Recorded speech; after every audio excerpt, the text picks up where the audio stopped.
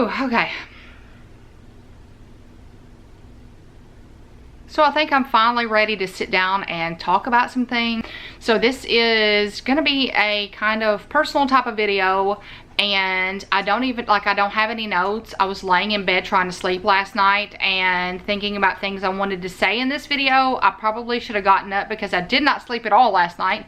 I probably should have gotten up and taken notes about what I wanted to say because I don't have anything written down. We're just gonna talk from the heart. So when I do personal type of videos like this, I usually don't sit down and take any notes. I just kind of talk from the heart. So just know that that's what I'm doing today. So I have talked about this, but not talked about this in depth. So I pride myself on being pretty open on my social media. Any issues that I've dealt with, I like to open up and share those in hopes of helping somebody else. And this is a topic that is not talked about much at all. It's finally starting to get talked about on social media, and I'm very thankful for that. And it goes along with the perimenopause. So I've had 2 videos where I've talked about this. I talked about being diagnosed with perimenopause last summer. And if you hear anything in the background, Bella, my cat, I'm sitting in her, makeshift living room that she thinks I made for her. And her food is right behind this camera, and she's decided she's gonna eat while I'm filming. So if you hear something, it's her. So I shared a video last summer about being diagnosed with perimenopause. So if you've not seen that, I will link that in a card above. And then also about a month and a half ago, I gave you a life update because I have not shared any of that. What I did not do in that video was get really personal. And that's what I'm going to do today, because I did not feel like it was the time to share that information with you. So I'm going to do that today. So before, I know in the last video, that life update, I told you that I had gone or was going to do my blood work for my thyroid and my hormone levels.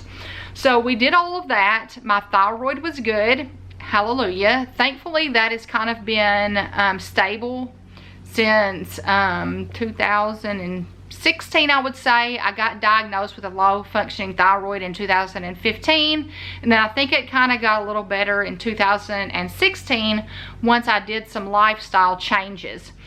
So last summer I went and was diagnosed with perimenopause. They said I was in the beginning stages of perimenopause, and I will tell you, I did not look at my hormone numbers. I didn't do it at all. Well, then when I went right before the last life update video, they called and told me that my estrogen was even lower than it was the last time, which is fantastic. Which they told me last time, depending on where I was in my cycle, the last year, where I was in my cycle, I could be in perimenopause. Well, I told him I didn't have a cycle anymore because I had a hysterectomy. And I think really that's what has thrown me into perimenopause early, because I've always been like, I was one of the last ones to get my period when I was in school and all of that. And here I'm probably one of the first ones to go through this. So I did not know. I'm glad that I got my blood work done, because I did not know what my hormone levels were. I could for a while determine if I was taking too much estrogen or not enough, but then it got to where I just did not know. Am I taking too much? Am I not taking enough? So I would kind of pull back a little bit on the estrogen, and then I would do a little bit, what I was supposed to take. So for a while there, I thought I was taking too much estrogen, and I thought I had too much, but really it was I didn't have enough. So I looked at my numbers, and they told me my estrogen was even worse this time than it was last time. And I was like, and y'all, it was like, so I went and looked at my numbers a few weeks ago. It was like 3 times less. And I was like, oh, this is not good. So I've been doing my regular dose every day. So I just wanted to mention that. So I almost feel like perimenopause to me has been the same type of thing as after giving birth. So in my journey, I had very bad postpartum depression, like very, very, very, very bad. And I've talked about that on this channel and been very open about it. And I feel like society as a whole did not share with mothers what to expect after having a baby. Like, I didn't know my hormones were going to be all over the place. I didn't know I didn't need to go on birth control because my hormone levels were all over the place. So I think going back on birth control after having Kate threw me really, really, really bad into postpartum depression. So I kind of felt like I was going through that blind. Like, I didn't know what I was feeling was normal. Perimenopause, same thing.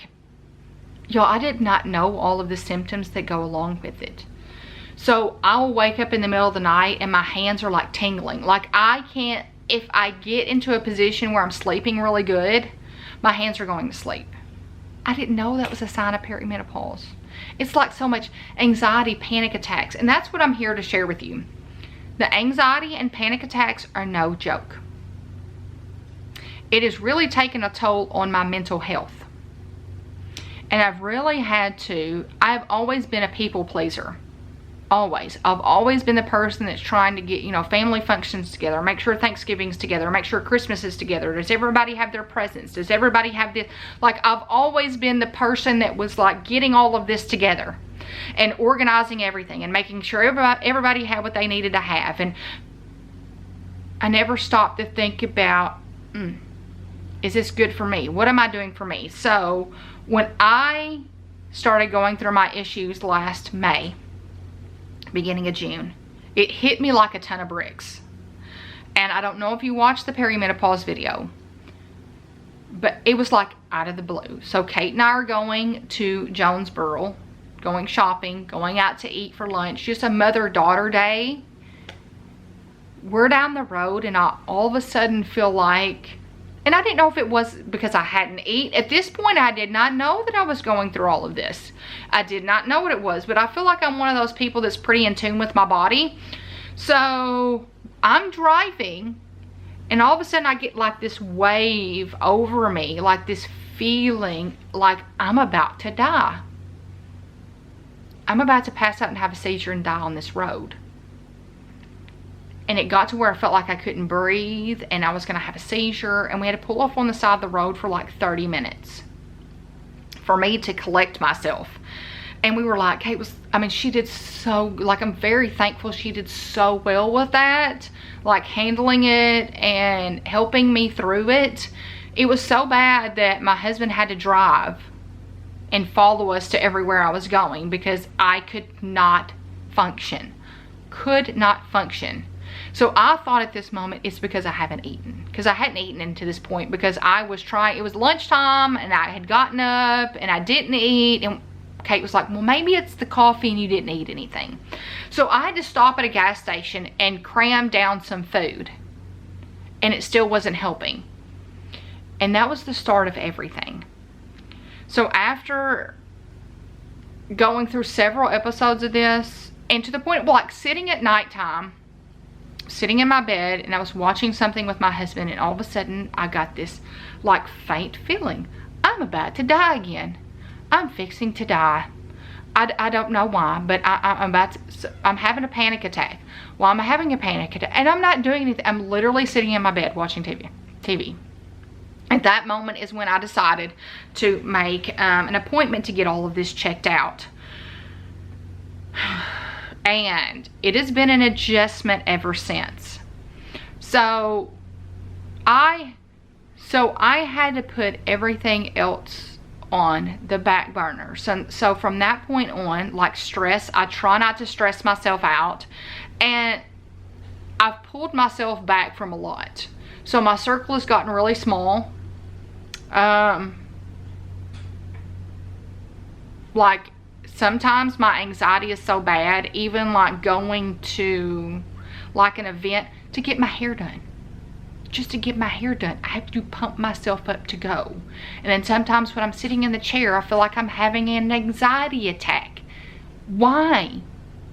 Like for no reason. And I have to work myself through it and kind of breathe. And y'all, it has been a battle. I will tell you, when we went to the Kansas City Chiefs game in November, we are fixing to go in. Like we're in the parking lot and I'm like, oh, I feel like I'm having a panic attack. I'm having major anxiety. And my husband's like, oh no, like This is like an hour before we're about to walk in, and I'm like, oh, Kristin, you've got to pull this together. You've got to pull this together. Why am I going through this? Why am I having this anxiety? Why am I feeling like I'm having a panic attack? And I had to like really like put air in my face, you know, sit and breathe. And this is stuff I have not talked to people about, because I don't want to be labeled as crazy, or she's whiny, or, you know, she's really not experiencing that. Why can't she just get over herself? And it's really been an adjustment to try to work through these things. So I have had to take a back burner on, so all of these things that were at the front of my brain, like making sure, you know, all the family activities were good, make sure that, you know, Christmas was put together, make sure Thanksgiving is put together, make sure that this is done, and make sure this is done, and make sure everybody else is making sure they're happy, and making sure they have what they want. I had to stop all of that. Like, I've literally had to change myself 180 this last year to focus on me, because at times I just can't function. And I don't feel like that's something that other people understand. So, like, we haven't, like, for the 4th of July, we did not do anything. You know, any other time I would have been trying to, you know, put together an activity, make sure we had food, and make sure we did this. And I just, peace. And I've had to, like, I've had to really and I don't even know how to put some of this stuff into words. I've had to really focus on just the 4 of us, and making sure that I'm not dealing with any stress, because stress really affects me, my panic attacks and my anxiety. And some days I can have really, really, really, really good days, and then in seconds, like the other day, I'm sitting at my desk, I think it was just after lunch, and I was literally sitting there, and I'm like, oh, I feel lightheaded, I'm about to pass out. Oh, I'm starting to get tingly, and I'm like, what am I doing? I don't understand. Why am I going through this? Why am I feeling like I'm about to pass out? And then you have to really like breathe and collect yourself, because it's very scary. Like, I've had several scary incidents, and I could be sitting at my desk at work and go through this and have to work myself through it, or get up and walk around. And it's very hard. Very hard. So I haven't really talked about that very much, because I don't want to be labeled as whiny or complaining, or nothing's wrong with her. Because if you look at me, I don't look like anything's wrong with me. But sometimes it takes me a lot to move out and about. And it's an internal struggle because of the perimenopause stuff I'm going through. It completely changes everything. Like, you struggle with weight. Right now I'm struggling with some weight again. So I got it under control in the fall. And now, since I've gone to the doctor in into May, now I'm dealing with it again. I don't understand it. Like, where I'm not doing anything different, so why am I now gaining weight again?